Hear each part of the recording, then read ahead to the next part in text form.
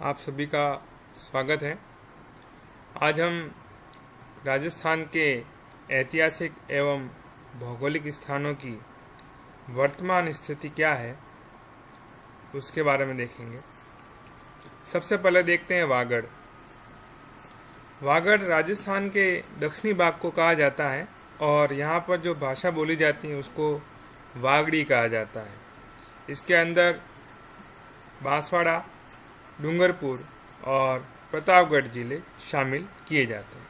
वागड़ के अंदर डूंगरपुर, बांसवाड़ा और प्रतापगढ़। जबकि एक शब्द आएगा आपके जब हम फिजिकल डिविजन्स पढ़ेंगे, उसमें बांगड़ या बांगर शब्द आएगा जो कि अरावली का पश्चिमी भाग है और पुरानी जलोढ़ मिट्टी से निर्मित है और पाली, नागौर, सीकर और झुंझुनू जिलों में अवस्थित है। तो दोनों शब्दों का थोड़ा ध्यान रखें, यहाँ वागड़ है और यहाँ पर बांगड़ है।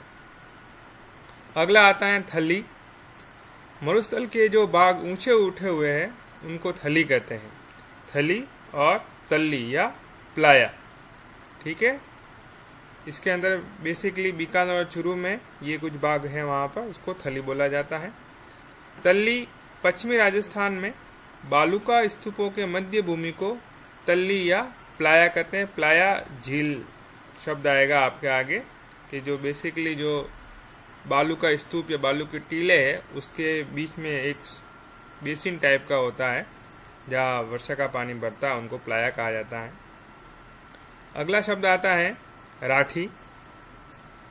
25 सेंटीमीटर से कम वर्षा वाले जो क्षेत्र होते हैं उनको राठी कहा जाता है। इसके अंतर्गत बीकानेर, जैसलमेर और बाड़मेर जिले आते हैं और यहाँ पर एक गाय की नस्ल भी पाई जाती है, उसको भी इस क्षेत्र के आधार पर राठी कहा जाता है। राठ या अहिर वाटी शब्द यहाँ पर यादव वंशकों का शासित प्रदेश कहलाता है, जो कि अलवर और कोटपुतली तहसील जो कि जयपुर की है उसके अंतर्गत स्थित भाग राठ या अहिर वाटी कहलाता है। अगला देखते हैं माल या हाड़ौती। ये आपका हाड़ौती का पठार एक प्रमुख भौतिक प्रदेश है राजस्थान का। ये चूँकि बेसाल से निर्मित है, कोटा, बूंदी और 12 झालावाड़ जिलों में इसका विस्तार है। किसका है? हाड़ौती के पठार का। एक शब्द आता है मालव। एमपी का जो मालवा पठार है उसका विस्तार राजस्थान में जिन जिलों में है उनको मालव कहा जाता है।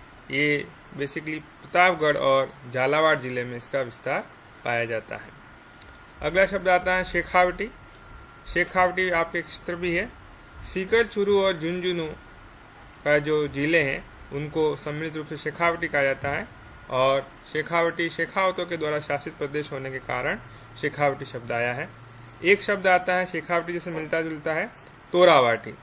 तो सीकर और झुंझुनू जिले में कांतलेनी नदी का जो अफवाह क्षेत्र है उसको तोरावाटी कहा जाता है। इस प्रश्न एक बार आया हुआ है। फिर आता है मरु। मरु से हम सब जानते ही है, मरुस्थलीय प्रदेश जो शुष्क प्रदेश है उसको मरु कहा जाता है। मेरू का मतलब होता है पर्वत। राजस्थान के संदर्भ में अरावली का जो भाग है उसको मेरू कहा जाता है।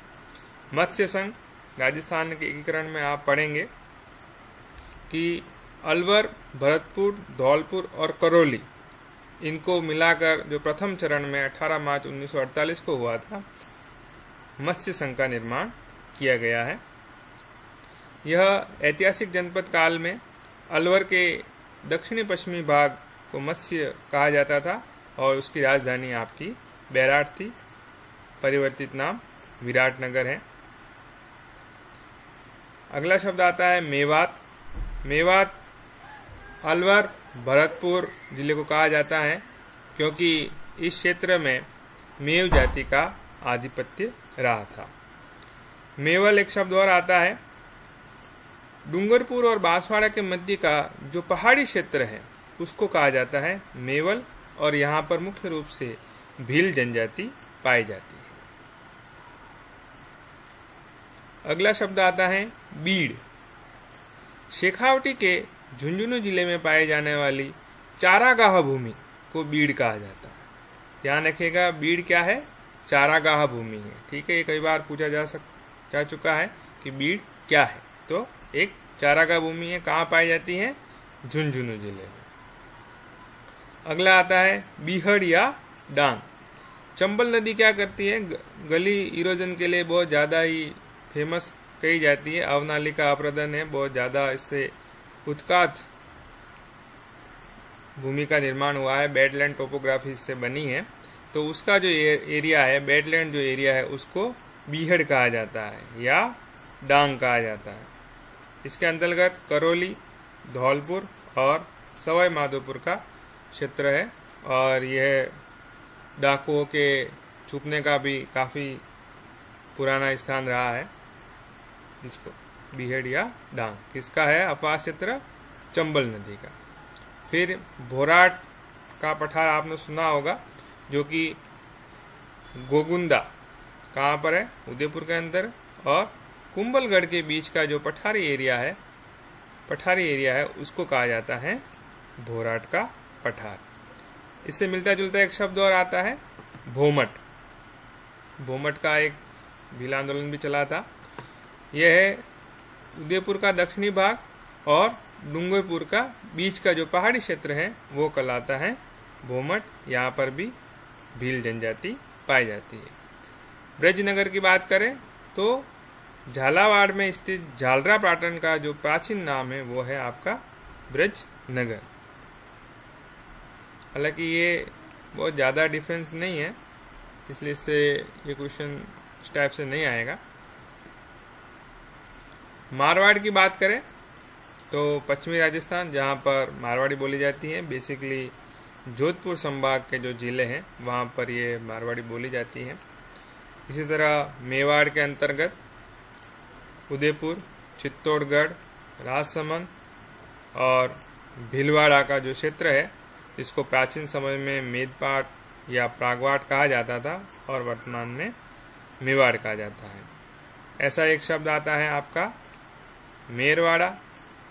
मारवाड़ और मेवाड़ के मध्य का जो क्षेत्र है, जो कि मुख्य रूप से अजमेर और कुछ भाग राजसमंद में स्थित है, उसको कहा जाता है मेरवाड़ा।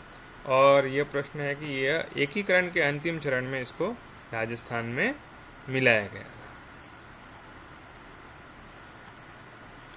इसी तरह यह आपके और विभिन्न नाम हैं, जांगल, अहिछत्रपुर नागौर, सपालदक्ष अजमेर, मांडवल या दुंगल जैसलमेर, मालानी, बाड़मेर, गुजरातरा पाली, जाबालीपुर जालोर, चंद्रावती सिरोही।